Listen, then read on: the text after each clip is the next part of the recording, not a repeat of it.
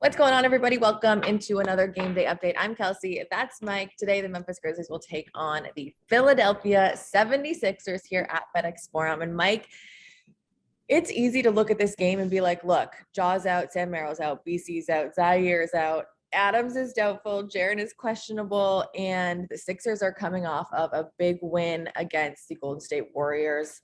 It could not look good. But listen, there are some things that the Grizzlies can do that can make this game a little easier for themselves. And so I think we should start on the defensive end for the Grizzlies. What do they need to do? Who do they need to stop going into tonight's game?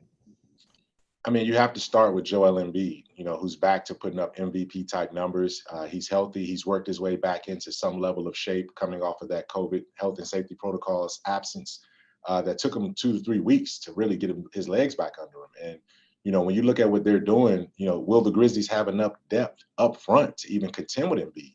You went through it, Kelcey, the injury report. Every single big is either questionable, doubtful, or out for the Grizzlies. The only exception is, Xavier Tillman, really. And can Xavier get it done? And if he can't get it done, and if he gets in foul trouble, where do the Grizzlies go? So this is going to be a scramble mode game for Taylor Jenkins and his staff, because you hope Jaren can make it back. You at least need one body like that. Steven Adams, he would be perfect in terms of banging with Embiid from a physicality standpoint. But there's really nobody else you can put in the center at the center position. So the Grizzlies are probably going to have to trend small and scuttle up the game and get up and down in a frenetic pace and try to run Philly out of the gym as opposed to trying to go blow for blow with them. What do you see?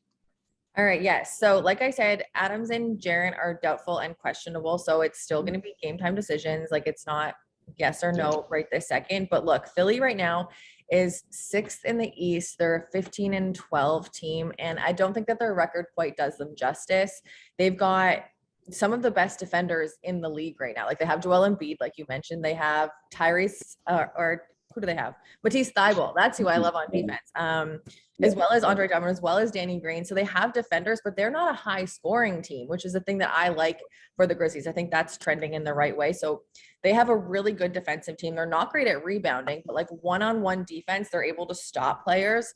But they've had 7 games this year, Mike, where they've scored less than 100. 2 of those they scored in the 80s. So I think if the Grizzlies are able to just kind of as a unit keep these guys, under 100 or at least, 101, 103, they have a chance to be able to just outscore this team.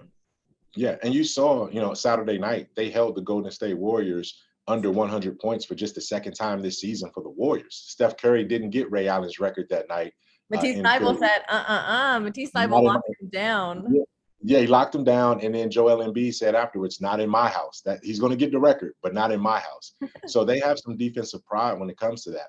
My thing is that they're used to playing in the mud. They're used to playing half-court, shut-them-down basketball. The Grizzlies had to adjust to that with Ja out, but I don't know if you want to go into that sort of slugfest with Philly, because that's what they want you to do. The Grizzlies got to get up and down. They got to scramble. So I know defense is important, but they got to put pressure on the ball handlers and get turnovers and get transition buckets. 22 turnovers they forced against the Lakers on Thursday night. They had another good high turnover production rate the other night against Houston as well. They have to be able to get 20 plus points off turnovers defensively, and they have to get about 110 points. If they can do that, that means they have to knock down threes to give themselves a little bit of a cushion. Make Philly chase you as opposed to you lining up and going blow for blow with Philly. That's how I see it. No, I really like that. Okay, here's my last thing for you, Mike. If, let's say, because doubtful or questionable is better than doubtful. So we're going with very specific words right now. Jaren is questionable. So if Jaren plays tonight, who stops him? In my mind, Embiid can play with him for a bit. I don't know if he can necessarily go all the way out and play him that way. I don't think Tobias Harris can necessarily match up with him size-wise. Do they have someone to match up with Jaren? No, there's not a matchup for Jaren. I mean, there just isn't. And what I love about it is that Jaren is starting to see that there's no matchup for Jaren, right? Just from the combination of his ability to put like Jaren now, it's routine that he's getting a rebound, going coast to coast, and either taking it all the way to the cup, or he's facilitating once he gets inside the 3-point line and putting pressure on the transition defense.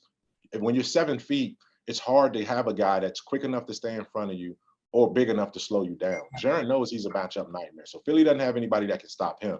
My question is that if he's going to play tonight, can he stay out of foul trouble? Because he's going to have to defend Embiid. And Embiid is a physical offensive player. That's the key. Can Dillon dictate fouls on Thibault and their frontline defenders on the perimeter? And can Jaren Jackson Jr., if he plays, put pressure on Philly's front line? That's going to be the story of this game. Perfect. And I think we just cannot have this whole game day update without just quickly mentioning Tyrese Maxey, because he is leading in points and assists for the Sixers.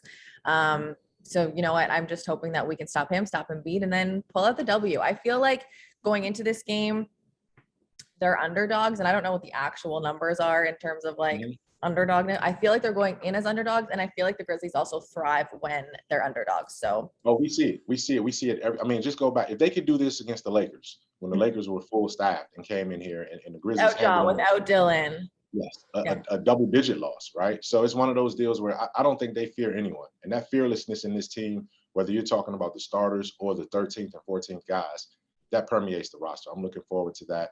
And again, the Grizzlies just have to end this homestand, the fourth game in the four-game homestand that's been successful. Let's look out finishing it strong. There you go. Put those guns back up there. Finishing it out strong. Guys, the game tips off at 7:00 tonight. You can get your tickets at 901-888-HOOP and come hang out with us here at FedExForum. I think we're both in the forum right now, so really come hang out with us at the forum. You can watch on TV at Valley Sports Southeast. You can listen on the radio, 92.9 ESPN, and follow all of our social channels at MemGrizz.